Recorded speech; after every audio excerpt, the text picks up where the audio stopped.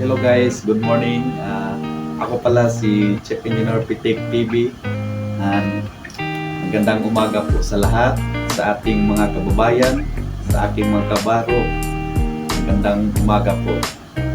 So, for in this video, ituturo ko po sa inyo kung paano mag-compute or kukunin yung temperature corrected density or TCD. Alam niyo po guys kung anong ibig sabihin or bakit ginagamit o bakit kukunin natin yung TCD. So ngayon, itong density or TCD, ito yung gagamitin natin para i-apply o kukunin natin yung daily fuel consumption. So, ngayon, ipapakita ko po sa inyo at ginagawa ko po itong video para sa ating mga estudyante at mga newly fresh graduate ng Marine Engineering at hindi lang po sa kanila, para din po sa ating mga kabaro, lalo na sa mga ratings ng Marine Engineering. Alam ko po na marami pa pong hindi marunong o hindi pa alam kung paano computein itong formula na ito, kasi alam ko nahiya lang po sila magtanong sa mga superior nila at sa chief engineer nila. So ngayon guys, samahan nyo po ako kung paano natin computein. Napaka-basic lang po ito. Okay, let's go! Okay, let's go. Okay guys, ito po yung given natin para sa ating computation. So density at 15 degrees Celsius equals 0 decimal 9335. Temperature in Okay, let's go. equals 105 degrees Celsius.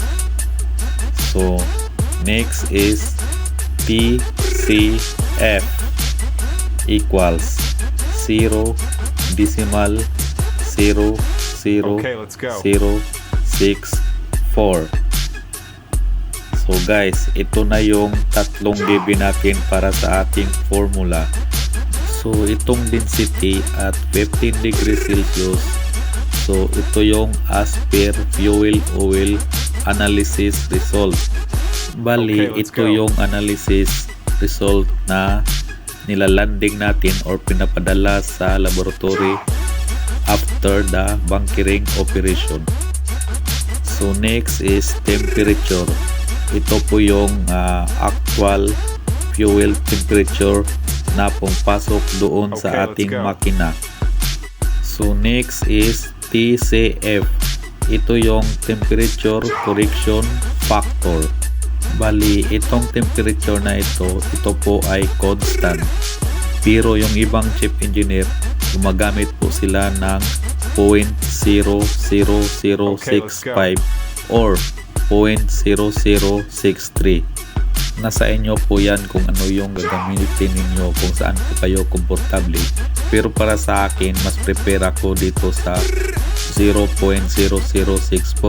Ito na po yung ginagamit ko mula pa noon hanggang ngayon. Okay, So let's next go. guys, we will calculate the temperature corrected density or TCD. So next guys is the formula. So ito po yung formula natin ng TCD equals density at 15 degrees multiplied by open parenthesis 1 minus open parenthesis temperature in minus 15 degrees close parenthesis multiplied by TCF close parenthesis.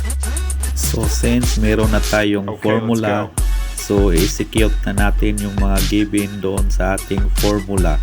So density at 15 degrees, so ang ilagay natin is 0 decimal 9335 multiplied by open parenthesis 1 Okay, let's minus open parenthesis 105 minus 15 close parenthesis multiplied by 0 decimal 0.0064 close parenthesis. So ibaba natin yung decimal 09335 Okay, let's go. multiplied by 1 minus. So, i-minus muna natin yung 105 minus 15 equals 90.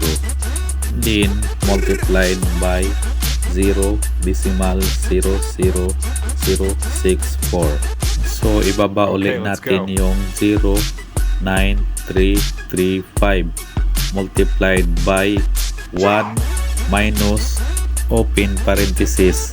So, multiply muna natin yung 90 multiplied by 0.00064 close parenthesis go. equals 0.576. So, ngayon guys, i-multiply na natin yung 0.9335 multiplied by 1 minus 0.0576 Okay, equals let's go. 0.8797. So, ito na yung final computation natin. TCD equals decimal 0.8797. So, meaning to say, ito na yung density na gagamitin natin Okay, let's para go. makakuha tayo ng daily fuel consumption. That's it. So ano guys, di ba? Napaka-basic lang. Sana may natutunan po kayo sa ating computation ngayon. At next video, ituturo ko po rin sa inyo kung paano mag-compute ng daily fuel consumption na gagamitin natin yung density na ginagamit ngayon at doon natin i-apply sa fuel consumption. So, thank you guys and God bless.